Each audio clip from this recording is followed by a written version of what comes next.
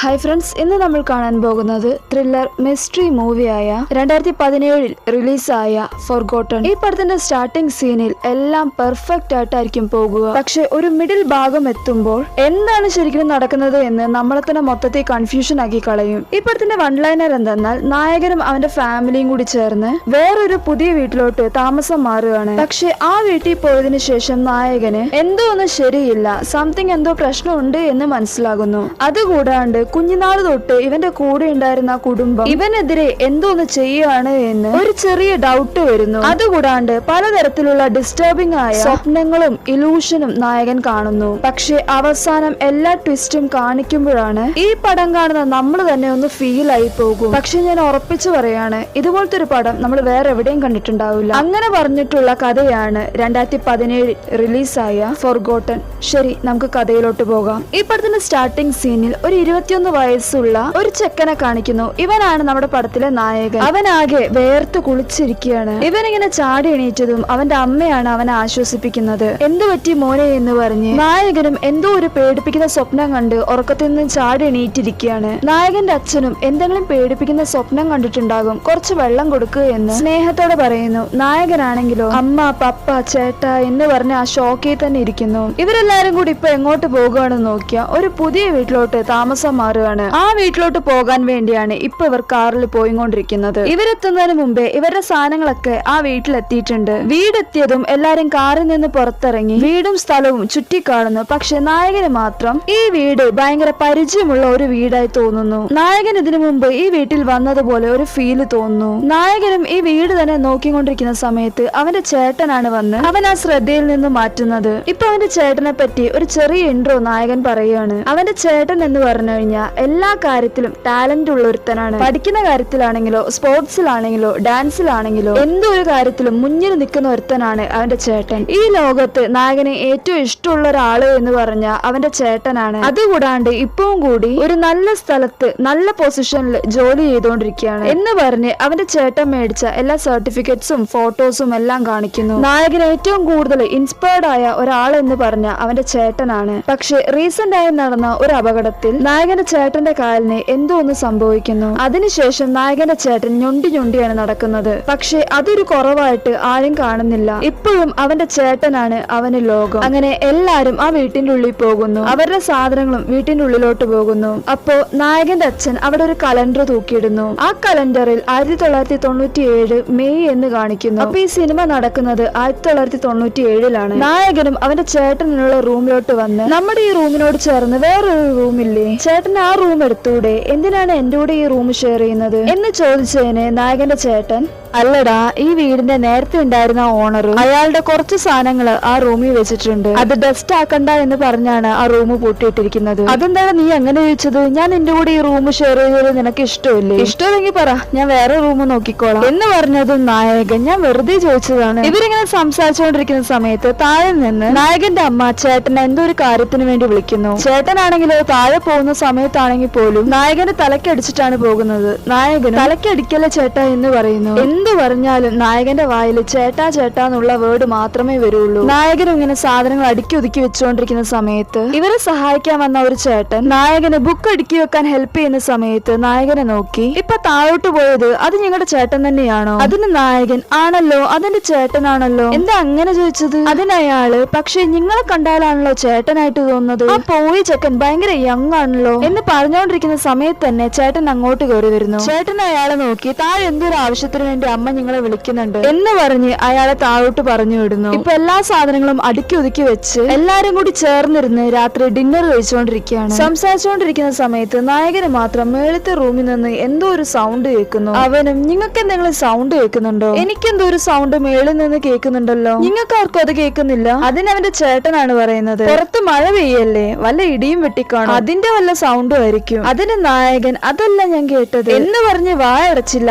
അപ്പോഴേക്കും പുറത്തുനിന്ന് വലിയൊരു ഇടി വെട്ടുന്നു. ചേട്ടൻ അവനെ നോക്കി, ഞാൻ അപ്പോഴേ പറഞ്ഞല്ലേ അത് ഇടിയാണ് വെട്ടിയത് എന്ന്. ഇപ്പൊ നായകനെ നോക്കി അവന്റെ അച്ഛൻ, നീ കറക്റ്റായിട്ട് മരുന്നൊക്കെ കഴിക്കുന്നില്ലേ? അതിന് നായകൻ, ആ അച്ഛൻ ഞാൻ കഴിക്കുന്നുണ്ട്. എന്താണ് സംഭവം എന്ന് നോക്കിയ നായകന് കുറച്ച് മെന്റലി പ്രോബ്ലം ഉണ്ട്. അത് ശരിയാൻ വേണ്ടി നായകൻ എന്തൊക്കെയോ മരുന്ന് കഴിക്കുന്നുണ്ട്. ഇപ്പൊ നായകൻ അവന്റെ ഹോംവർക്ക് ഒക്കെ ചെയ്ത് കിടന്നുറങ്ങാൻ വേണ്ടി അവന്റെ ബെഡിൽ പോയി കിടക്കുന്ന സമയത്ത് ബുക്ക് വായിച്ചുകൊണ്ടിരിക്കുന്ന അവന്റെ ചേട്ടനെ നോക്കി നോക്കി ഒരു ചെറിയ സ്മൈലൊക്കെ കൊടുത്ത് അവന്റെ കയ്യിലുണ്ടായിരുന്ന വാക്മാനിൽ പാട്ടും കേട്ട് കിടക്കുകയാണ്. ഇപ്പൊ മിഡ് നൈറ്റിൽ എല്ലാരും കിടന്നുറങ്ങിക്കൊണ്ടിരിക്കുന്ന സമയത്ത് നായകൻ മാത്രം ഇരിക്കുന്നു. അവന് മാത്രം എന്തോ ഒരു സൗണ്ട്, കൂട്ടിയിട്ട റൂമിൽ നിന്ന് എന്തോ ഒരു സൗണ്ട് കേൾക്കുന്നു. അവനും കുറെ നേരം അത് ശ്രദ്ധിക്കാണ്ടിരിക്കുന്നു. പിന്നെ അവന് ക്യൂരിയോസിറ്റി താങ്ങാൻ പറ്റാണ്ട് ആ റൂമിൽ എന്താണ് ഉള്ളത് എന്ന് അറിഞ്ഞേ പറ്റൂ എന്ന് പറഞ്ഞ് ബെഡിൽ നിന്ന് എണീറ്റ് ആ റൂമിന്റെ ഡോറിന്റെ ഫ്രണ്ടിൽ പോയി നിൽക്കുന്നു. ആ ഡോറ് തുറക്കാൻ പോകുന്ന സമയം നോക്കി പുറകിൽ നിന്ന് ആരോ നായകന്റെ ഷോൾഡറിൽ കൈവെക്കുന്നു. ഷോൾഡറിൽ കൈവച്ചതും നായകനും പേടിച്ചു പോകുന്നു. ആരാണെന്ന് തിരിഞ്ഞു നോക്കിയപ്പോ അതവന്റെ ചേട്ടനായിരുന്നു. അവന്റെ ചേട്ടനും നായകനെ നോക്കി, നീ എന്താ ഈ സമയത്ത് ഇവിടെ ചെയ്യുന്നത്? നായകനും ഡോറ് എന്തോ ഒരു സൗണ്ട് എന്ന് പറയാൻ വന്നതും നായകന്റെ ചേട്ടൻ, അതൊക്കെ അവിടെ നിക്കട്ടെ, പുറത്ത് നല്ല മഴയാണ്, നമുക്കൊരു വാക്കിന് പോയാലോ എന്ന് പറഞ്ഞ് രണ്ടുപേരും കൊടയും പിടിച്ച് ഒരു വാക്കിങ്ങിന് പോകുന്നു. ഒരു സ്ഥലത്ത് നിന്ന് ഈ സിറ്റിന്റെ ഭംഗി രസിച്ചോണ്ടിരിക്കുകയാണ്. ഇവരിത് നോക്കിക്കൊണ്ടിരിക്കുന്ന സമയത്ത് നായകന്റെ ചേട്ടൻ ഒരു കോള് വരുന്നു. അവനും ആ കോൾ എടുത്ത് സംസാരിക്കുന്നു. അച്ഛാ ഞാൻ ഇപ്പൊ വരാം, അത് അവിടെയാണുള്ളത് എന്ന് പറഞ്ഞ് കോള് കട്ട് ചെയ്യുന്നു. എന്താണ് സംഭവം എന്ന് നോക്കിയാൽ എന്തോ ഒരു ഡോക്യുമെന്റ് അവന്റെ അച്ഛൻ ചോദിച്ചിട്ടുണ്ട്. അത് എവിടെയാണെന്ന് അറിയാൻ വേണ്ടിയാണ് ഇപ്പൊ വിളിച്ചിരിക്കുന്നത്. നായകന്റെ ചേട്ടന് നായകനെ നോക്കി, നീ ഒന്ന് ഇവിടെ വെയിറ്റ് ചെയ്യ്, ഞാൻ ഇപ്പൊ വരാം. അച്ഛൻ എന്തോ ഒരു ഫയലിനെ പറ്റി ചോദിക്കുന്നുണ്ട്, അത് എടുത്തു കൊടുത്തിട്ട് ഞാൻ വേഗം ഓടി വരാം. അതുവരെ നീ ഇവിടെ നിന്ന് ഈ സിറ്റിയൊക്കെ കണ്ടു രസിക്കും എന്ന് പറഞ്ഞ് ചേട്ടൻ നേരെ വീട്ടിലോട്ട് പോകുന്നു. നായകനും അവന്റെ കയ്യിലുള്ള വാക്മാനിൽ കുറച്ചു നേരം പാട്ട് കേട്ട് അവിടെ തന്നെ നിൽക്കുന്നു. കുറച്ചു നേരം കഴിഞ്ഞപ്പോ ശരി വീട്ടിലോട്ട് പോവാ എന്ന് പറഞ്ഞ് നായകൻ പതിയെ താഴോട്ട് ഇറങ്ങി നടന്നുകൊണ്ടിരിക്കുന്ന സമയത്ത് ദൂരത്ത് നിന്ന് എന്തോ ഒരു സൗണ്ട് കേൾക്കുന്നു. ഇവനും അത് എന്താന്ന് നോക്കിയപ്പോൾ 5-6 പേര് ചേർന്ന് ഒരുത്തനെ അടിച്ച് വണ്ടി കയറ്റുന്നത് കാണുന്നു. പക്ഷെ സൂക്ഷിച്ചു നോക്കിയപ്പോഴാണ് അടിച്ചു കയറ്റുന്നത് നായകന്റെ ചേട്ടനെയാണ് എന്ന് മനസ്സിലാകുന്നത്. ഇത് കണ്ടത് നായകൻ അങ്ങോട്ട് ഓടിച്ചെന്ന് അവന്റെ ചേട്ടനെ രക്ഷിക്കാൻ നോക്കുന്നു. അപ്പോഴേക്കും ആ കാർ എടുത്ത് അവന്റെ ചേട്ടനെയും കൊണ്ട് പോകുന്നു. നായകന് പുറകെ ഓടി ആ കാറ് നിർത്താൻ നോക്കുന്നു. പക്ഷെ ആ കാറ് ഭയങ്കര സ്പീഡിൽ പോകുന്നു. പക്ഷെ നായകൻ ആ കാറിന്റെ നമ്പർ നോട്ട് ചെയ്ത് വെക്കുന്നു. ഇവരും നേരെ വീട്ടിലോട്ട് ഓടിച്ചെന്ന് അവന്റെ പാരന്റ്സിനോട് ചേട്ടൻ ആരൊക്കെ കൂടി ചേർന്ന് കിഡ്നാപ്പ് ചെയ്ത് കൊണ്ടുപോയി എന്ന് പറഞ്ഞ് അവിടെ ബോധം കെട്ട് വീഴുന്നു. അടുത്ത സീനിൽ നായകൻ ബെഡിൽ കിടക്കുന്നത് കാണിക്കുന്നു. പക്ഷെ നായകനാണെങ്കിലോ പലതരത്തിലുള്ള ഡിസ്റ്റർബിംഗ് ആയ സ്വപ്നങ്ങളൊക്കെ കാണുന്നു. ആരോ ഒരുത്തനെ കുറച്ചുപേര് ചേർന്ന് ഭയങ്കര ബ്രൂട്ടലായിട്ട്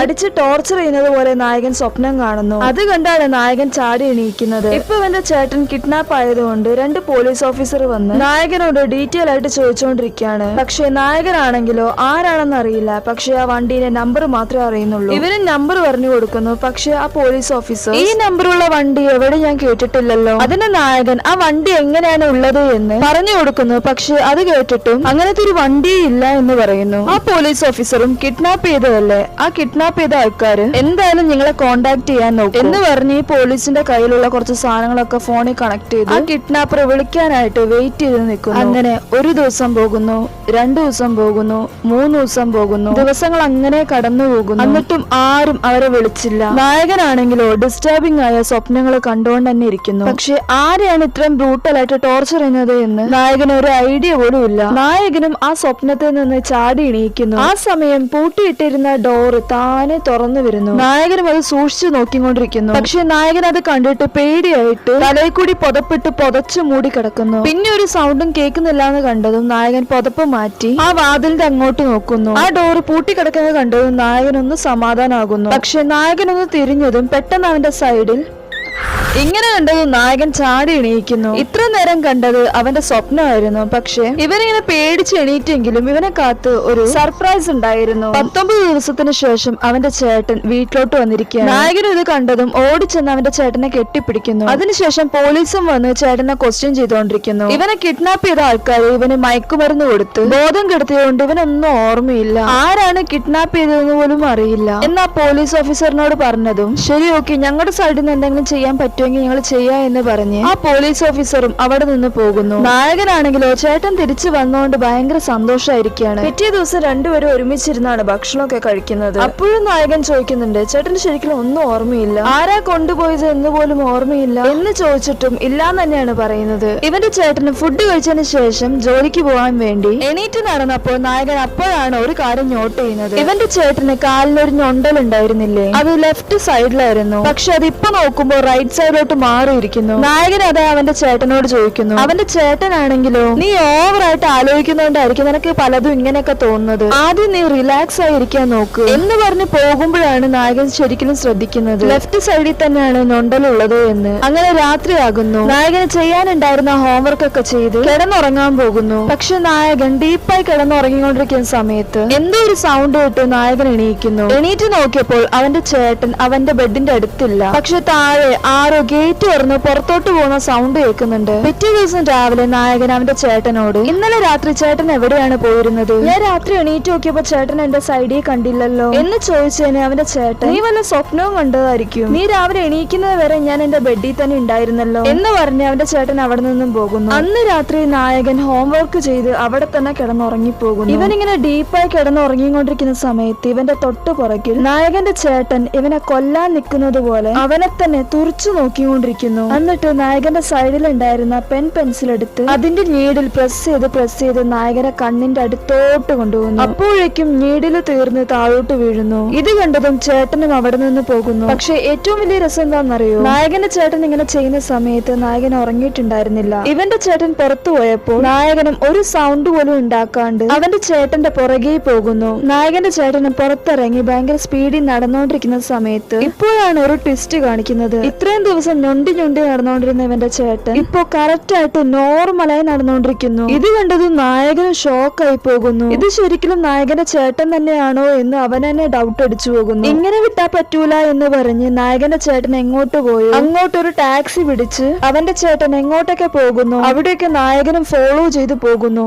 നായകന്റെ ചേട്ടനാണെങ്കിലോ ഇരുട്ടത്ത് ഓരോരോ ഇടവഴികൾ കയറി പോകുന്നു. നായകനും വിടാണ്ട് അവനെ ഫോളോ ചെയ്തുകൊണ്ടിരിക്കുകയാണ്. പക്ഷെ ഒരു സ്ഥലത്തെത്തിയപ്പോ അവന്റെ ചേട്ടൻ രണ്ടുപേരോട് സംസാരിച്ചുകൊണ്ടിരിക്കുന്നു. നായകൻ ഇത് നോക്കി നിൽക്കുന്ന സമയത്ത് ആ രണ്ടുപേര് നായകനെ കാണുന്നു. ഇത് കണ്ടതും നായകൻ അവരുടെ കയ്യിൽ നിന്ന് രക്ഷപ്പെടാൻ വേണ്ടി ഓരോ ഇടവഴികളിലോട്ട് ഓടി കയറുന്നു. ഒരു സ്ഥലത്ത് ഒളിച്ചു നിൽക്കുന്ന സമയത്ത് പെട്ടെന്ന് നായകന്റെ പുറകിൽ നിന്ന് ഒരു കൈ വന്ന് ക്ലോറോഫോം മണപ്പിച്ച് നായകനെ ബോധം കെടുത്തി കളയുന്നു. ഈ സീൻ കട്ട് ചെയ്ത് നായകൻ എണീക്കുന്നത് തന്നെ ഇന്നലെ രാത്രി നായകൻ എവിടെയാണ് കിടന്നത് അവിടെ നിന്ന് തന്നെയാണ് എണീക്കുന്നത്. ചാടി എണീറ്റ ഉടനെ തന്നെ നായകൻ അവന്റെ ചേട്ടനെ നോക്കി, നിങ്ങൾ എന്റെ ചേട്ടനല്ല, നിങ്ങൾ എന്റെ ശരിക്കുള്ള ചേട്ടനല്ല, എന്റെ ശരിക്കുള്ള ചേട്ടൻ എന്താ പറ്റിയത്, നിങ്ങൾ ആരാണ് എന്ന് ഒച്ചത്തിൽ പറഞ്ഞ് ഓടിച്ചെന്ന് ബാത്റൂമിൽ കയറി വാതിലടച്ചു കളയുന്നു. പക്ഷെ പുറത്തു നിന്ന് അവന്റെ ചേട്ടൻ, നിനക്ക് എന്തു പറ്റി, നീ എന്താ ഇങ്ങനെയൊക്കെ പറയുന്നത്, നീ വാതിൽ തുറക്ക്, എന്തായാലും നമുക്ക് പുറത്തു വന്നതിന് സംസാരിക്കാം എന്ന് പറഞ്ഞുകൊണ്ട് തന്നെ ഇരിക്കുന്നു. പക്ഷെ നായകനാണെങ്കിലോ പേടിച്ചിട്ട് വാതിലെ തുറക്കുന്നില്ല. അവസാനം നായകൻ രണ്ടും കൽപ്പിച്ച് ബാത്റൂമിന്റെ വാതിൽ തുറന്ന് പുറത്തു വന്ന് നോക്കിയതും അവന്റെ ചേട്ടൻ അവനെ കംപ്ലീറ്റ് ആയിട്ട് ലോക്ക് ചെയ്ത് കളയുന്നു. നായകനും അവന്റെ ചേട്ടന്റെ കയ്യിൽ നിന്ന് രക്ഷപ്പെടാൻ വേണ്ടി സ്ട്രഗിൾ ചെയ്തുകൊണ്ടിരിക്കുകയാണ്. പക്ഷെ അവന്റെ ചേട്ടൻ, നീ ഓവറായിട്ട് ഓരോന്നും വിചാരിക്കുന്നത് കൊണ്ടാണ് നിനക്ക് ഇങ്ങനെയൊക്കെ തോന്നുന്നത്, നീ ശരിക്കും നിന്റെ മരുന്ന് കഴിക്കുന്നുണ്ടോ എന്ന് പറഞ്ഞപ്പോഴാണ് നായകൻ എന്നെ ഓർമ്മ വരുന്നത്. അവൻ അവന്റെ മരുന്ന് കഴിക്കാൻ മറന്നുപോയി എന്ന്. ഇപ്പൊ അവന്റെ ചേട്ടനാണ് അവന് മരുന്ന് എടുത്തു കൊടുക്കുന്നത്. അവൻ മരുന്ന് കഴിച്ചതിന് ശേഷമാണ് അവനൊന്ന് റിലാക്സ് ആകുന്നത്. അവന്റെ ചേട്ടൻ അവനോട്, നീ ഇങ്ങനെ ഓവറായിട്ട് ആലോചിക്കല്ലേ എന്ന് പറഞ്ഞ് റൂമിൽ നിന്ന് പുറത്തോട്ട് പോകുന്നു. നായകനും ഒന്ന് റിലാക്സ് ആകുന്നു. പക്ഷെ നായകൻ അവൻ പഠിക്കാനിരിക്കുന്ന ടേബിളിന്റെ അവിടെ വന്ന് നോക്കുമ്പോഴാണ് ഒരു കാര്യം നോട്ട് ചെയ്യുന്നത്. ആ നീഡിൽ കണ്ടപ്പോഴാണ് നായകന് മനസ്സിലാകുന്നത് ഇതൊന്നും അവന്റെ ഇമാജിനേഷൻ അല്ല എന്ന്. ഇത് കണ്ടതിന് ശേഷമാണ് നായകൻ എന്നെ പേടിയായി പോകുന്നത്. വേറൊരു വഴിയില്ലാത്തത് കൊണ്ട് നായകൻ ഇവന് ഏറ്റവും വിശ്വാസമുള്ള അവന്റെ അമ്മേന്റെ അടുത്ത് പോയി ചേട്ടനെ പറ്റിയുള്ള എല്ലാ കാര്യങ്ങളും പറയുന്നു. ഇത് കേട്ടതും അവന്റെ അമ്മയും ഷോക്കായി പോകുന്നു. ഇത് ശരിക്കും അവൻ തന്നെയാണോ ചെയ്തത് എന്ന് പറഞ്ഞ് വായി കൈ വെച്ചിരിക്കുന്നു. നായകനും ഈ കാര്യം എന്തായാലും അച്ഛനോട് പറയണം എന്ന് പറഞ്ഞ് നായകൻ അവന്റെ റൂമിലോട്ട് പോകുന്നു. ഈവനിങ് ടൈം ആയപ്പോ എന്തോ ഒരു സൗണ്ട് കേട്ട് നായകൻ താഴെ വന്ന് നോക്കുന്ന സമയത്ത് ഇവന്റെ അമ്മേന്റെ മുറിയിൽ നിന്ന് എന്തോ ഒരു സൗണ്ട് കേൾക്കുന്നു. നായകനും പതിയെ അവന്റെ അമ്മേന്റെ മുറിയിലോട്ട് പോയി പുറത്തു നിന്ന് ഒളിഞ്ഞു നോക്കുന്ന സമയത്ത് ഇവന്റെ അമ്മ ആരോടോ ഫോണിൽ സംസാരിച്ചുകൊണ്ടിരിക്കുകയാണ്. ഇവൻ സംശയിക്കുന്ന ഇവന്റെ ചേട്ടനെ തന്നെ അവന്റെ അമ്മ വിളിച്ച്, ഇവിടെ സിറ്റുവേഷൻ ഭയങ്കര മോശമാണ്, നിന്റെ മേത്ത് തന്നെ അവന് ഡൗട്ട് വന്നു തുടങ്ങി, അത് എന്നോട് തന്നെ അവൻ കുറച്ചു മുമ്പ് പറഞ്ഞിരിക്കുകയാണ്. ഇവരിങ്ങനെ സംസാരിക്കുന്ന സമയത്ത് ആരും ഇവരെ ഒളിഞ്ഞു കേൾക്കുന്നുണ്ട് എന്ന് ഒരു ചെറിയ ഡൗട്ട് വരുന്നു. ഇവരും വേഗം പുറത്തു വന്ന് ആരാണെന്ന് നോക്കുന്നു. അപ്പോൾ തന്നെ നായകൻ സൈഡിൽ എവിടെയോ ഒളിച്ചിരിക്കുന്നു. ഇവർക്കും ആരാണ് ഒളിഞ്ഞു കേട്ടത് എന്ന് ഡൗട്ട് തീരാത്തത് കൊണ്ട് ഞാൻ മേളിൽ പോയി അവൻ റൂമിൽ തന്നെ ഉണ്ടോ എന്ന് നോക്കിയിട്ട് വരാ എന്ന് പറഞ്ഞ് നേരെ മേളിലോട്ട് പോകുന്നു. ഇത് കേട്ടത് നായകൻ എന്ത് ചെയ്യണമെന്ന് അറിയാണ്ട് ഡോർ തുറന്ന് പുറത്തോട്ട് പോയി ഭയങ്കര ശക്തിയായി പെയ്യുന്ന ആ മഴയത്ത് നായകന്റെ മുറിയിലുള്ള ജനൽ വഴി അകത്തോട്ട് കയറാൻ വേണ്ടി അവിടെ ഉണ്ടായിരുന്ന ഉണ്ടായിരുന്ന എല്ലാ പൈപ്പിലും ചവിട്ടി ഒരുവിധം എങ്ങനെയോ കഷ്ടപ്പെട്ട് റൂമിലോട്ട് കയറി. പക്ഷെ ഏറ്റവും വലിയ രസം എന്തെന്നാൽ ഇവന്റെ അമ്മ റൂമിലോട്ട് കയറലും ഇവൻ ബെഡിലോട്ട് കിടക്കുന്നതും ഒരേ സമയത്തായിരുന്നു. ഇവന്റെ അമ്മയും വന്ന് ഇവനെ ചെക്ക് ചെയ്ത് നോക്കിയിട്ട്, എന്താ മോനെ നീ ഇങ്ങനെ വേർത്തിരിക്കുന്നത്, ജനല് തുറന്നിട്ടിട്ട് നീ എന്താ ഇങ്ങനെ വേർത്ത് കുളിച്ചിരിക്കുന്നത് എന്ന് പറഞ്ഞ് സ്നേഹത്തോടെ തല വാരി കൊടുത്തിട്ട് പുറത്തുപോയി. അവൻ തന്നെയാണ് ഒളിഞ്ഞു കേട്ടത്. നിങ്ങള് വേഗം ഇങ്ങോട്ട് വാ എന്ന് പറഞ്ഞ് ആ കോള് കട്ട് ചെയ്യുന്നു. നായകനും എങ്ങനെങ്കിലും ഇവിടുന്ന് രക്ഷപ്പെട്ടു പോയാ മതി എന്ന് പറഞ്ഞ് ഇവൻ എവിടെ നിന്ന് വലിഞ്ഞു കയറിയോ ആ ജനല് വഴി തന്നെ പുറത്തോട്ട് ചാടി രക്ഷപ്പെടാൻ പോകുന്ന സമയത്ത് ഇവന്റെ ഫ്രണ്ടിൽ ഇവന്റെ അച്ഛൻ വന്ന് നിൽക്കുന്നു. പുറകിൽ ഇവന്റെ അമ്മയും ഇവനെ പിടിക്കാൻ വേണ്ടി നിൽക്കുന്നു. ഇത്രയും ദിവസം സന്തോഷത്തോടെ നിന്ന ഈ ഫാമിലി ഇപ്പോ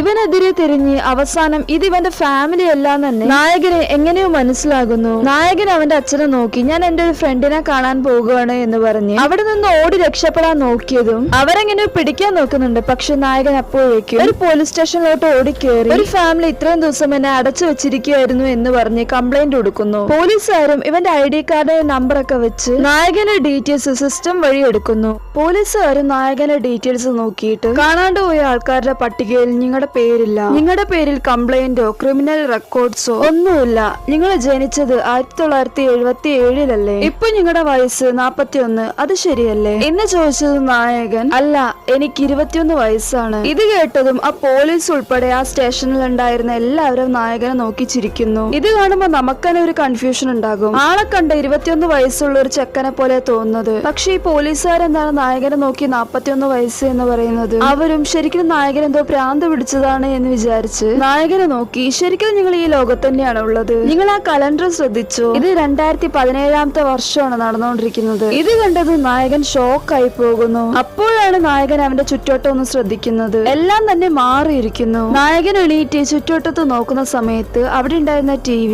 ഇപ്പോഴത്തെ പുതിയ പ്രസിഡന്റിനെയൊക്കെ കാണിക്കുന്നു. നായകനും അത് നോക്കിക്കൊണ്ടിരിക്കുന്ന സമയത്ത് അപ്പോഴാണ് അവിടെ ഉണ്ടായിരുന്ന ഒരു കണ്ണാടിയിൽ നായകന്റെ മുഖം ശ്രദ്ധിക്കുന്നത്. ഇത്ര നേരം നമ്മളൊരു യങ് ആയ ഒരാളെയല്ല കണ്ടോണ്ടിരുന്നത്, ഒറ്റ നിമിഷം കൊണ്ട് ഇപ്പൊ ഭയങ്കര പ്രായമായ 41 വയസ്സുള്ള ഒരാളെ പോലെ നായകനെ കാണിക്കുന്നു. അപ്പൊ ഇത്രയും ദിവസം നമ്മൾ കണ്ടോണ്ടിരുന്നത് മൊത്തം നായകന്റെ ഇമാജിനേഷൻ ആയിരുന്നു. ഇത് കണ്ടത് നായകൻ മൊത്തത്തിൽ തകർന്നു പോകുന്നു. കാരണം നായകൻ ഒന്നും തന്നെ മനസ്സിലാകുന്നില്ല എന്തൊക്കെയാ നടക്കുന്നത് എന്ന്. പോലീസ് സ്റ്റേഷനിൽ നിന്നാണെങ്കിലോ നായകൻ ഒരു ഉത്തരം പോലും കിട്ടുന്നില്ല. നായകനാണെങ്കിലോ ഇനി എന്ത് ചെയ്യണമെന്ന് പോലും അറിയില്ല. ഇത്രയും ദിവസം സ്വന്തം എന്ന് കരുതിയ അവന്റെ ഫാമിലി പോലും ഇപ്പോ അതവന്റെ ഫാമിലി പോലും അല്ല. നായകൻ ഇനി ഇതിനൊക്കെ ഒരു ഉത്തരം കിട്ടണമെങ്കിൽ അവൻ എവിടെ നിന്ന് ഓടി രക്ഷപ്പെട്ടു വന്നോ അങ്ങോട്ട് തന്നെ പോയി അവരോട് തന്നെ ചോദിക്കണം. നായകനും ആകെ തകർന്നാണ് ആ വീട്ടിലോട്ട് കയറി ചെല്ലുന്നത്. ഇത്രയും ദിവസം പൂട്ടിക്കിടന്ന ഒരു റൂം ഉണ്ടായിരുന്നില്ലേ, ആ റൂം ഇപ്പൊ തുറന്നു കിടക്കുന്നു. നായകനും അത് തുറന്ന് അകത്തോട്ട് പോയി നോക്കുന്ന സമയത്ത് അവിടെ താഴെ 2 ഡോളിന്റെ പൊക്കത്ത് കൂടി റെഡ് കളർ പെയിന്റ് അടിച്ച് കിടത്തിയിരിക്കുന്നു. അതുകൂടാണ്ട് ഓരോ സ്ഥലത്തും റെഡ് കളർ പെയിന്റ് അടിച്ചു വെച്ചിരിക്കുകയാണ്. ഇത് കാണുമ്പോൾ ഒരു ക്രൈം സീൻ പോലെയുണ്ട്. പക്ഷെ നായകനാണെങ്കിലോ ഒന്നും മനസ്സിലാകുന്നില്ല. അപ്പോഴാണ് അവന്റെ ചേട്ടൻ അവന്റെ പുറകെ കൂടി വന്നിട്ട് ഒരു ചെറിയ കഥ പറയുന്നത്. ഇതേപോലെ തന്നെ 20 വർഷങ്ങൾക്ക് മുമ്പ് ഒരു അമ്മയും മോളും ഇതേപോലെ തന്നെ ഇതേ റൂമിൽ കൊല്ലപ്പെട്ട് കിടന്നിരുന്നു. പോലീസുകാരും ഈ ക്രൈം ആരാ ചെയ്തത് എന്ന് കുറെ ഇൻവെസ്റ്റിഗേഷൻ ചെയ്തു. പക്ഷേ ആ കൊലയാളിയെ കണ്ടുപിടിക്കാൻ പോലും പറ്റിയില്ല. വർഷങ്ങൾ അങ്ങനെ പെട്ടെന്ന് കടന്നുപോയി. പക്ഷെ ഇവിടെ ഒരു റൂൾ ഉണ്ടല്ലോ, 10 വർഷത്തിനുള്ളിൽ ആരാണ് ഈ ക്രൈം ചെയ്തതോ അയാൾക്ക് ശിക്ഷ കിട്ടും. 10 വർഷത്തിന് ശേഷമാണ് ആ പ്രതിയെ കിട്ടുന്നതെങ്കിൽ അയാൾ ഇന്നസെന്റ് ആന്ന് പറഞ്ഞ് കോടതി വെറുതെ വിടും. പോലീസ് എത്ര ശ്രമിച്ചിട്ടും ആ പ്രതിയെ കിട്ടിയില്ല. ഈ മരിച്ചുപോയ ഫാമിലിയിലുള്ള ഒരാള് പ്രൈവറ്റ് ആയി ഇൻവെസ്റ്റിഗേഷൻ ചെയ്യുന്ന ഒരു ടീമിന്റെ അടുത്ത് പോയി കുറെ പൈസ ഇറക്കി എങ്ങനെയോ പ്രതിയെ കണ്ടുപിടിച്ചു. പക്ഷെ ഏറ്റവും വലിയ രസം, ഞങ്ങൾ എത്ര അവനെ ടോർച്ചർ ചെയ്തിട്ടും അവനാണ് ആ കൊലപാതകം ചെയ്തത് എന്ന് അവൻ ഇതുവരെ സമ്മതിച്ചിട്ടില്ല എന്ന് പറഞ്ഞ് ഇപ്പോഴാണ് ആരാണ് ആ കൊലപാതകം ചെയ്തത് എന്ന് കാണിക്കുന്നത്. സാക്ഷാൽ ആ 2 കൊലപാതകവും ചെയ്തത് നായകനാണ്. നായകനെയാണ് ഭയങ്കര ബ്രൂട്ടലായിട്ട് ടോർച്ചർ ചെയ്തിട്ടുള്ളത്. അതാണ് നായകൻ രാത്രി ഉറങ്ങിക്കിടക്കുന്ന സമയത്ത് അവന്റെ സ്വപ്നത്തിൽ ഒരാളെ ആരൊക്കെ കൂടി ചേർന്ന് ബ്രൂട്ടലായി ടോർച്ചർ ചെയ്യുന്നത് കണ്ടത് തന്നെ. ശരിക്കും അതെല്ലാം നായകൻ നടന്നത് തന്നെയാണ്. ഇത്രയും ദിവസം നായകൻ സ്വന്തം ഫാമിലി എന്ന് പറഞ്ഞ് നടന്നുകൊണ്ടിരുന്ന ആ ഫാമിലി തന്നെ ഇപ്പൊ ഇവന്റെ കാലനായി മാറിയിരിക്കുന്നു.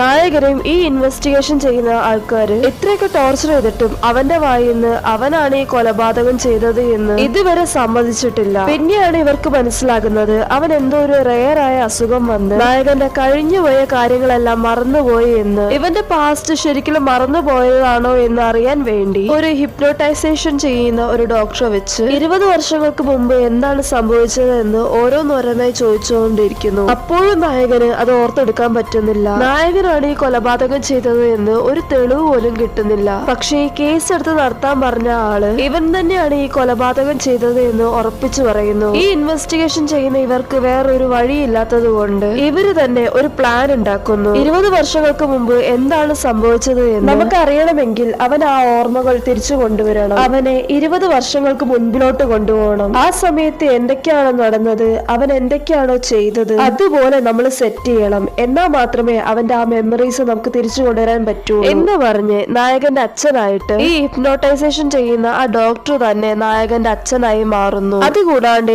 ഈ കേസ് ഇൻവെസ്റ്റിഗേഷൻ ചെയ്യുന്ന ലീഡർ ഇവന്റെ ചേട്ടനായി മാറുന്നു. അവന്റെ അമ്മയെ അഭിനയിക്കാൻ ഒരു ലേഡീനെയും വെക്കുന്നു. അങ്ങനെയാണ് ഇവർ ഈ കേസുമായി ബന്ധമുള്ള രീതിയിൽ ഓരോന്നും സെറ്റ് ചെയ്തത്. ഇവനാണ് ഈ കൊലപാതകം ചെയ്തെങ്കിൽ അതെന്തിനു വേണ്ടി ചെയ്തു എന്ന് നമുക്കറിയണം. അതല്ല ഇവനെ കൊണ്ട് പറയിപ്പിച്ച് ചെയ്തതാണെങ്കിൽ ഇതിന് പുറകിൽ ആരാണെന്നെങ്കിലും കണ്ടുപിടിക്കണം എന്ന് പറഞ്ഞാണ് ആ കൊലപാതകം നടന്ന ആ വീട് തന്നെ സെലക്ട് ചെയ്ത് അവിടെ തന്നെ താമസിക്കാൻ തുടങ്ങിയത്. ഈ പടത്തിന്റെ സ്റ്റാർട്ടിംഗ് സീനിൽ തന്നെ നായകന് ഈ വീട് കണ്ടിട്ട് നല്ല പരിചയമുള്ളതുപോലെ തോന്നിയില്ലേ? ഇപ്പോഴാണ് ഓരോ ഡൗട്ടും ക്ലിയർ ചെയ്യുന്നത്. ഇവർ സാധനങ്ങൾ ഒതുക്കി വെക്കുന്ന സമയത്ത് നായകനെ നോക്കി ഒരാൾ അത് ശരിക്കും നിങ്ങളുടെ ചേട്ടനാണോ എന്ന് ചോദിച്ചില്ലേ? അത് എന്തുകൊണ്ടാണ് അങ്ങനെ ചോദിച്ചത് എന്ന് ഇപ്പോഴാണ് കാണിക്കുന്നത്. കാണാൻ 40-45 വയസ്സുള്ള ഒരാള് 25 വയസ്സ് മാത്രം പ്രായം തോന്നുന്ന ഒരാളെ പോയിട്ട് ചേട്ടൻ എന്ന് വിളിച്ചാൽ ആർക്കായാലും ഡൗട്ട് തോന്നിപ്പോകും. അതുകൂടാണ്ട് ഒരു സീനിൽ ഇവന്റെ ചേട്ടനെ ആരൊക്കെ കൂടി ചേർന്ന് അടിച്ച് കാറി കയറ്റി കൊണ്ടുപോയില്ലേ? ആ കൊണ്ടുപോയത് ശരിക്കും പോലീസുകാരായിരുന്നു. ഈ ചേട്ടൻ എന്ന് പറയുന്ന ഇവന്റെ പേരിൽ തന്നെ 2-3 കേസ് ഉണ്ട്. ആ കേസിന് വേണ്ടിയാണ് ഇവനെ അറസ്റ്റ് ചെയ്ത് കൊണ്ടുപോയത്. കാണുമ്പോ ഇവനെ ആരൊക്കെ അടിച്ചോണ്ട് കൊണ്ടുപോയതുപോലെ തോന്നുക. പിന്നെ അതിനുശേഷം കൈക്കാശെല്ലാം കൊടുത്ത് എങ്ങനെയാണ് ജയിലിൽ നിന്ന് തന്നെ ഇറങ്ങിയത്. അന്ന് ഈ ചേട്ടനെ അറസ്റ്റ് ചെയ്തില്ലായിരുന്നെങ്കിൽ അന്ന് തന്നെ ഈ കേസ് സോൾവ് ആകുമായിരുന്നു. കാരണം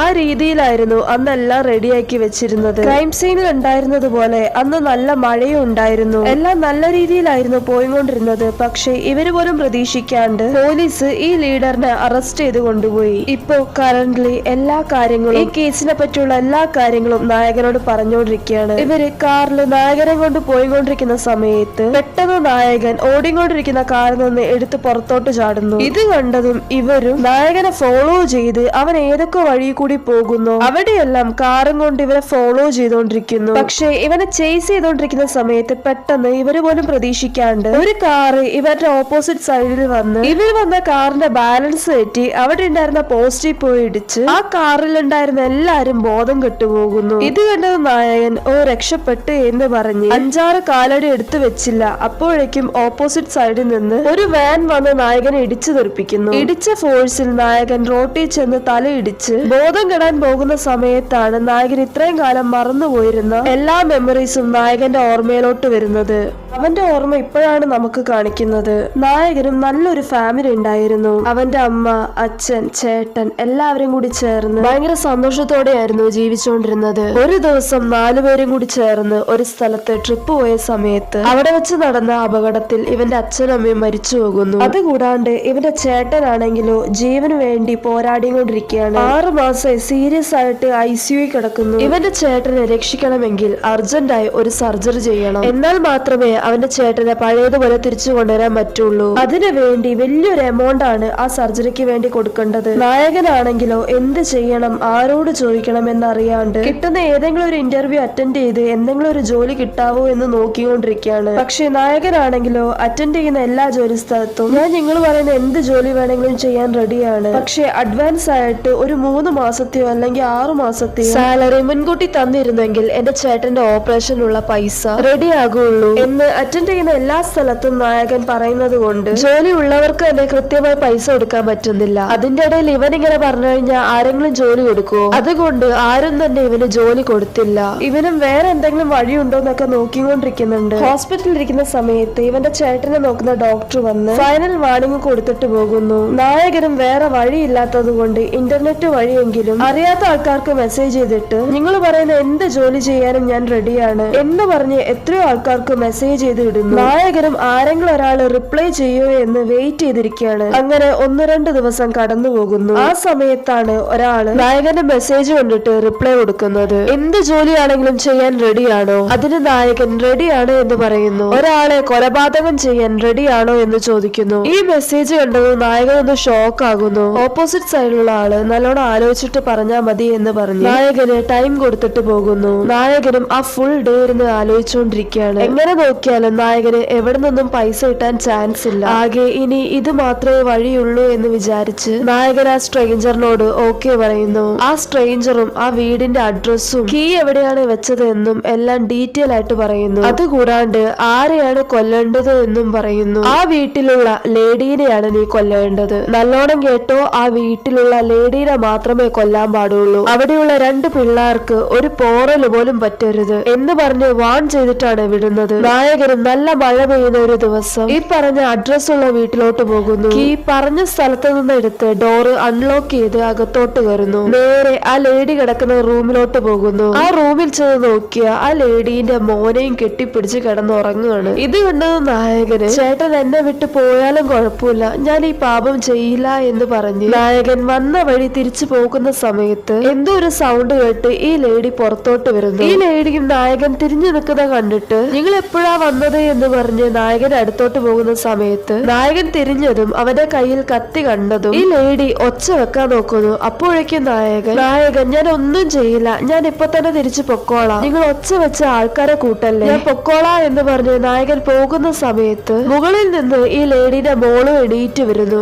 ഈ സീൻ കണ്ടതും ആ കൊച്ചു ഒച്ചത്തിൽ നിലവിളിക്കുന്നു. ഇത് കണ്ടത് നായകൻ ആ കൊച്ചിനോട് ഒച്ച വെക്കല്ലേ എന്ന് പറഞ്ഞ് ആ കൊച്ചിനെ നേരെ ഓടിച്ചെല്ലുന്നത് കണ്ടതും ഈ ലേഡി അവളുടെ മോളെ കൊല്ലാൻ പോകുകയാണ് എന്ന് വിചാരിച്ച് നായകനെ തടഞ്ഞു നിർത്താൻ നോക്കുന്നു. സ്റ്റെയർ കേസിന്റെ അവിടെ നിന്ന് നായകനെ തടഞ്ഞു നിർത്താൻ നോക്കുന്ന സമയത്ത് നായകൻ ആ ലേഡിനെ തള്ളി താഴെ ഇട്ടിട്ട് ആ പെണ്ണിന്റെ റൂമിലോട്ട് ഓടിച്ചെല്ലുന്നു. പക്ഷെ നായകൻ അകത്തോട്ട് കയറി വരാതിരിക്കാനായി ആ പെണ്ണ് ഡോറ് ഭയങ്കര ഫോഴ്സായി അമർത്തി പിടിച്ചു നിൽക്കുകയാണ്. നായകന് മുഴുവൻ ശക്തി എടുത്ത് എങ്ങനെ അകത്തോട്ട് കയറി വരുന്നു. പക്ഷെ ഇവൻ ഇങ്ങനെ വന്നതും നേരെ ആ പെണ്ണിന്റെ മേത്തോട്ടാണ് വീഴുന്നത്. വീണ് കഴിഞ്ഞതിന് ശേഷമാണ് അറിയുന്നത് നായകന്റെ കയ്യിലുണ്ടായിരുന്ന കത്തി ആ പെണ്ണിന്റെ വയറ്റിൽ കുത്തി കയറി എന്ന്. നായകനാണെങ്കിലോ ഇത് കണ്ട ഷോക്കിൽ എന്ത് ചെയ്യണമെന്ന് അറിയാണ്ട് ഭ്രാന്തനെ പോലിരുന്ന് ഒച്ച വെച്ചോണ്ടിരിക്കുന്നു. ഞാൻ അപ്പോഴേ പറഞ്ഞല്ല നിന്നോട് ഒച്ച ഉണ്ടാക്കല്ലേ എന്ന്. ഇപ്പൊ നോക്ക് എന്താ സംഭവിച്ചത് എന്ന് മരിച്ചു കിടക്കുന്ന ആ പെണ്ണിന്റെ ബോഡിയോട് ഇരുന്ന് പറഞ്ഞോണ്ടിരിക്കുന്നു. ഇത് കണ്ടുകൊണ്ടാണ് ആ പെണ്ണിന്റെ അമ്മയും കയറി വരുന്നത്. ആ ലേഡിയും ഇത് കണ്ടിട്ട് വെറുതെ നിൽക്കാണ്ട് ഒച്ച വെച്ച് അലറുന്നു. നായകനും ഒച്ച വെക്കല്ലേ എന്ന് പറഞ്ഞ് ആ ലേഡിനെ നേരെ ഓടിച്ചെല്ലുന്നു. കയ്യിലുണ്ടായിരുന്ന കത്തി ഈ ലേഡിന്റെ വയറ്റിലും കുത്തിക്കേറുന്നു. ഇങ്ങനെയാണ് 2 കൊലപാതകവും നടന്നത്. ഇവനും എന്ത് ചെയ്യണമെന്ന് അറിയാണ്ട് താഴോട്ട് ഇറങ്ങി വരുന്നു. അപ്പൊ അവിടെ ഇളയ മോൻ എണീറ്റിരിക്കുകയാണ്. എന്റെ അമ്മേനെയും ചേച്ചീനെയും കണ്ടോ എന്ന് നായകനോട് തന്നെ ചോദിക്കുന്നു. നായകനും ആ കൊച്ചിനെ നോക്കി നീ ബെഡിൽ പോയി പുതപ്പ് വച്ച് 1 തൊട്ട് 100 വരെ എണ്ണുകയാണെങ്കിൽ അമ്മയും ചേച്ചിയും നിന്റെ അടുത്തോട്ട് വരും, നീ അത് ചെയ്യോ എന്ന് സ്നേഹത്തോടെ പറയുന്നു. ഈ കൊച്ചാണെങ്കിലോ അമ്മയും ചേച്ചിയും വരുമെന്ന് വിചാരിച്ച് ബെഡിൽ പോയിരുന്ന് പുതപ്പും പുതച്ച് 1 തൊട്ട് 100 വരെ എണ്ണാൻ തുടങ്ങുന്നു. നായകനും അവിടെ നിന്ന് എണീറ്റ് പുറത്തു പോകുന്ന സമയത്ത് അപ്പോഴാണ് നായകൻ അവിടെ ഒരു ഫാമിലി ഫോട്ടോ ശ്രദ്ധിക്കുന്നത്. നായകൻ ആ ഫാമിലി ഫോട്ടോ സൂക്ഷിച്ചു നോക്കിക്കൊണ്ടിരിക്കുന്ന സമയത്ത് ഈ മരിച്ചുപോയ ലേഡീന്റെ ഹസ്ബൻഡ് തന്നെ ഇവന്റെ ചേട്ടനെ ട്രീറ്റ് ചെയ്യുന്ന ഡോക്ടർ ആണ് എന്ന് നായകനെ മനസ്സിലാകുന്നത്. ഇവൻ ഈ ഫോട്ടോ കണ്ടതും ഷോക്കായി പോകുന്നു. കാരണം ഈ ലേഡീനെ കൊല്ലാൻ തന്നെ പറഞ്ഞത് ആ ഡോക്ടറാണ്. ഈ ഫോട്ടോ കണ്ടത് നായകൻ നേരെ ഹോസ്പിറ്റലിലോട്ട് പോകുന്നു. ആ സമയത്ത് ഈ ഡോക്ടർ ഹോസ്പിറ്റലിന്റെ റൂഫിന്റെ പൊക്കത്ത് നിന്ന് ഒരു കോള് അറ്റൻഡ് ചെയ്ത് സംസാരിക്കുന്നു. ഇപ്പൊ ഈ ഡോക്ടറിനെ വിളിച്ചിരിക്കുന്നത് തന്നെ ആ ചെറിയ ചെക്കനാണ്. ഒരങ്കിള് വീട്ടിൽ വന്നിട്ട് 1 തൊട്ട് 100 വരെ എണ്ണുകയാണെങ്കിൽ അമ്മേനെയും ചേച്ചീനെയും കാണിച്ചരാ എന്ന് പറഞ്ഞു. ഞാനും 1 തൊട്ട് 100 വരെ എണ്ണി. പക്ഷെ ഞാൻ പോയി നോക്കുമ്പോൾ അമ്മയും ചേച്ചിയും താഴെ ചോരയെ കുളിച്ച് കിടക്കുകയാണ്. ഞാൻ വിളിച്ചിട്ടാണെങ്കിൽ അവരെ എണീക്കുന്നില്ല അച്ഛാ എന്ന് കരഞ്ഞോണ്ട് പറഞ്ഞുകൊണ്ടിരിക്കുന്നു. ഇത് കേട്ടതും ആ ഡോക്ടർ പ്ലാൻ ഫ്ലോപ്പ് ആയല്ലോ എന്ന് പറഞ്ഞ് ദേഷ്യപ്പെട്ട് തിരിഞ്ഞതും പുറകിൽ നായകൻ നിൽക്കുന്നത് കണ്ടതും ഈ ഡോക്ടർ ഒന്ന് ഷോക്ക് ആകുന്നു. പക്ഷെ കുറച്ചേരം കഴിഞ്ഞ് നീ എന്തു പണിയാണ് ചെയ്തത്? ഞാൻ ആ ലേഡീനെ മാത്രമല്ല കൊല്ലാൻ പറഞ്ഞത്, നിന്നോട് ആരാ എന്റെ മോളെയും കൂടി ചേർത്ത് കൊല്ലാൻ പറഞ്ഞത് എന്ന് പറഞ്ഞ് നായകന്റെ കോളറിന് കയറി പിടിച്ച് അവനെ കുറെ ഇട്ടടിക്കുന്നു. നീ എന്തിനാ ഇത് ചെയ്തത്? നീ കാരണം എന്റെ പ്ലാൻ തന്നെ ഫ്ലോപ്പായി എന്ന് പറഞ്ഞ് പിന്നെയും നായകനെ അടിച്ചോണ്ട് തന്നെ ഇരിക്കുന്നു. എന്താണ് സംഭവം എന്ന് നോക്കിയ ഈ ഡോക്ടറിനും കുറെ കടങ്ങളുണ്ട്. ആ കടങ്ങളൊക്കെ തീർത്ത് നല്ലോണം സെറ്റിൽഡ് ആയി പിള്ളേരെ നല്ലോണം പഠിപ്പിച്ച് വലുതാക്കണം എന്ന് വിചാരിച്ച് ഈ ഡോക്ടർ ഇയാളുടെ വൈഫിന്റെ പേരിൽ ഒരു വലിയ എമൗണ്ട് ഇൻഷുറൻസ് എടുത്തിട്ടുണ്ട്. അത് കിട്ടാൻ വേണ്ടിയാണ് ആരെങ്കിലും വെച്ച് ഇയാളുടെ വൈഫിനെ കൊന്ന് ആ എമൗണ്ട് എങ്ങനെയെങ്കിലും കിട്ടാൻ വേണ്ടിയാണ് ഇങ്ങനെ ചെയ്തത്. പക്ഷെ അയാള് വിചാരിച്ചതുപോലെ നല്ല രീതിയിൽ നടക്കാണ്ട് ഓപ്പോസിറ്റ് ആയി നടന്നിരിക്കുന്നു. പക്ഷെ ഒരു ഘട്ടത്തിൽ ഈ വാക്കുതർക്കം കൂടിപ്പോയി പരസ്പരം അങ്ങോട്ടും ഇങ്ങോട്ടും ഉന്തും തള്ളും ആകുന്നു. ഈ ഡോക്ടർ നായകനെ വെറുതെ വിടാൻ പാടില്ല എന്ന് പറഞ്ഞു അവിടെ ഒരു സ്ഥലത്ത് പണി നടന്ന് പാതിയിൽ നിർത്തിവെച്ച ഒരു സ്ഥലത്ത് നിന്ന് നായകന്റെ കഴുത്ത് ഞെരിച്ചു പിടിച്ച് അവിടെ നിന്നും താഴോട്ട് തള്ളിയിടാൻ നോക്കുന്നു. പക്ഷെ ഈ ഡോക്ടറിനെക്കാട്ടിലും നായകന് ശക്തിയുള്ളത് കൊണ്ട് നായകൻ ഒന്ന് തിരിഞ്ഞതും ഈ ഡോക്ടറിന്റെ കാല് സ്ലിപ്പായി നേരെ ഈ ഡോക്ടർ താഴോട്ട് വീഴാൻ പോയതും വേഗം നായകൻ അയാളുടെ കൈക്ക് പിടിക്കുന്നു. നായകനും ഇയാളെങ്കിലും എനിക്ക് രക്ഷിക്കണം എന്ന് പറഞ്ഞ് ആ കൈയിൽ നിന്നും പിടിവിടുന്നില്ല. പക്ഷെ കുറെ നേരം ഹോൾഡ് ചെയ്ത് പിടിച്ചിട്ടും കൈ സ്ലിപ്പായി അയാളും നേരെ താഴോട്ട് വീഴുന്നു. ഈ 3 കൊലപാതകവും നായകൻ അറിഞ്ഞുകൊണ്ട് ചെയ്തതല്ല, അവൻ പോലും അറിയാണ്ട് ഈ അവസ്ഥയിൽ പെട്ടുപോയതാണ്. ഇപ്പൊ നായകൻ റിയൽ ടൈമിലോട്ട് വരികയാണ്. ഹോസ്പിറ്റലിലുള്ള ഒരു ബെഡിൽ നായകൻ കിടക്കുകയാണ്. പക്ഷെ ആ വാർഡിൽ അവനല്ലാണ്ട് വേറെ ഒരു പേഷ്യൻസും ഇല്ല. ആ വാർഡിന്റെ അറ്റത്തുള്ള ഒരു ബെഡിൽ ഒരുത്തൻ ഇരിക്കുന്നുണ്ട്. ഇവൻ ആരാന്ന് മനസ്സിലായ? ഇത്രയും ദിവസം എന്റെ ചേട്ടനായി അഭിനയിച്ചില്ലേ, ഈ കേസ് എന്നെ നടത്തിക്കൊണ്ടിരുന്ന ലീഡർ. അവൻ നായകൻ എണീക്കാൻ വേണ്ടി വെയിറ്റ് ചെയ്തിരിക്കുകയാണ്. അവനും എണീറ്റ് വന്ന് ഇനി എത്ര ശ്രമിച്ചാലും നിന്റെ വായിന്ന് സത്യം വരാൻ പോകുന്നില്ല, അതുകൊണ്ട് നീ ജീവിച്ചിട്ടും വലിയ കാര്യമില്ല എന്ന് പറഞ്ഞ് അവന്റെ കയ്യിലുണ്ടായിരുന്ന പോയിസൺ ഉള്ള ഇഞ്ചക്ഷൻ കുത്തിവെച്ച് നായകനെ കൊല്ലാൻ പോകുന്ന സമയത്ത് നായകൻ അവനിട്ടിരിക്കുന്ന മാസ്ക് ഊരി മരിച്ചുപോയ ആൾക്കാരുടെ ഫാമിലിയോട് ഞാൻ സോറി പറഞ്ഞു എന്ന് പറ എന്ന് പറയുന്നു. ഇത് കേട്ടതും ഈ ലീഡർ, അപ്പൊ നിനക്ക് ഓർമ്മ വന്നോ? ഇപ്പോഴെങ്കിലും പറ, നീ അവരെ കൊല്ലാനുള്ള മോട്ടീവ് എന്താണ്? ആര് പറഞ്ഞിട്ടാ നീ ഇത് ചെയ്തത് എന്ന് നായകന്റെ കോളറിന് പിടിച്ച് ചോദിക്കുന്നു. അപ്പോഴും നായകൻ സത്യം പറയാണ്ട് സൈലന്റ് ആയിരിക്കുന്നു. ഇവനും കുറച്ച് സത്യങ്ങൾ അറിയാം. നീ ആ ഡോക്ടർ പറഞ്ഞിട്ടാണോ ചെയ്തത്? ഈ ലീഡറും വർഷങ്ങളായി ഈ കേസ് അന്വേഷിക്കുന്നതല്ലേ? എനിക്കൊരു ഡൗട്ട് ഉണ്ട്. കാരണം ആ ലേഡി മരിക്കുന്നതിന്റെ 1 മാസം മുമ്പ് അവരുടെ പേരിൽ ഒരു വലിയ എമൗണ്ട് ഇൻഷുറൻസ് അപ്ലൈ ചെയ്തിട്ടുണ്ട്. നീ ആ ഡോക്ടർ പറഞ്ഞിട്ടല്ലേ ഇതെല്ലാം ചെയ്തത് എന്ന് ചോദിച്ചിട്ട് നായകൻ ഒന്നും പറയാണ്ട് സൈലന്റ് ആയിരിക്കുന്നു. നായകൻ ഇവനെ സൈലന്റ് ആയിരിക്കുന്ന കണ്ടിട്ട് ഇവന് ദേഷ്യം കയറുന്നു. നീ അന്ന് രാത്രി എന്നെ മാത്രം എന്തിനാ വെറുതെ വിട്ടിട്ട് പോയത്? അവരുടെ കൂടെ ചേർത്ത് എന്നെയും കൂടി കൊന്നൂടായിരുന്നോ എന്ന് നായകനെ കഴുത്തിന് കുത്തിപ്പിടിച്ച് ചോദിക്കുന്നു. ഇപ്പോഴാണ് മനസ്സിലാകുന്നത് ആ ചെറിയ ചെക്കനാണ് വളർന്ന് വലുതായി ഇപ്പൊ നായകനെ കാലനായി വന്നു നിൽക്കുന്നത്. നായകന് ഇപ്പൊ ഇവൻ സംസാരിക്കുമ്പോ തന്നെ അവൻ എത്രമാത്രം വേദന സഹിച്ചു എന്ന് മനസ്സിലാക്കാൻ പറ്റുന്നുണ്ട്. അതുകൊണ്ട് അവന്റെ അച്ഛനാണ് ഇത് ചെയ്യാൻ പറഞ്ഞത് എന്ന് പറയാണ്ട് ഞാൻ തന്നെയാണ് ഈ കൊലപാതകം ചെയ്തത് എന്ന് നായകൻ തന്നെ ഏറ്റെടുക്കുന്നു. നായകൻ ഇത് പറഞ്ഞതും ഈ ചെക്കൻ ഒന്നും പറയാണ്ട് നായകൻ അങ്ങനെ വിട്ടിട്ട് പോകുന്നു. കാരണം ഇപ്പൊ ഇവന് മനസ്സിലാകുന്നു നായകൻ ഇത് ഒറ്റയ്ക്കല്ല ഈ കൊലപാതകം ചെയ്തത് എന്ന്. ഇവന്റെ അച്ഛൻ പറഞ്ഞിട്ടാണ് നായകൻ ഇത് ചെയ്തത് എന്ന്. നായകൻ ആ കൊലപാതകം ഞാൻ തന്നെ ചെയ്തത് എന്ന് സമ്മതിച്ചപ്പോ തന്നെ അവന് മനസ്സിലായി. ഈ ചെക്കനും ആ റൂമിൽ നിന്ന് പുറത്തിറങ്ങി സൈലന്റ് ആയി നടന്നു പോകുന്നു. ഒരു നേഴ്സും ഈ ചെക്കനെ നോക്കി, സാർ